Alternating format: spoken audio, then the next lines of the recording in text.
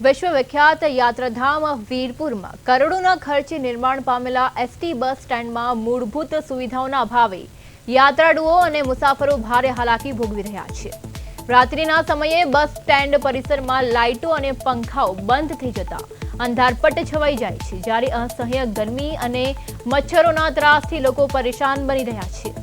દેશ વિદેશથી મોટી સંખ્યામાં આવતા શ્રદ્ધાળુઓ માટે પાણી, શૌચાલય અને સુરક્ષા જેવી પ્રાથમિક સુવિધાઓ પણ મુશ્કેલ બની રહી।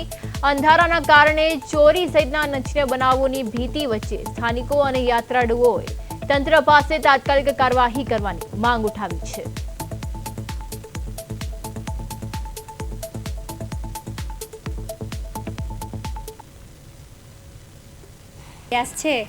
અત્યારે વીરપુર બસ સ્ટેન્ડમાં અમે આવ્યા છીએ। અમે જાય છીએ વડોદરા, અહીંથી વીરપુરથી, પણ લાઇટ નથી। એટલું બધું અંધારું છે ને ક્યાંય કઈ બસ આવીને વહી જાય નહીં, ખ્યાલ નથી આવતો।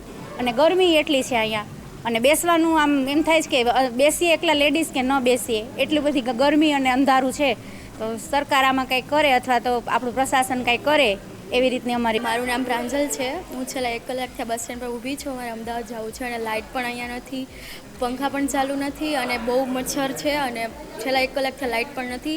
બસ પણ આવે છે, તેનો નંબર પણ દેખાતો નથી ને બહુ પ્રોબ્લેમ થાય છે।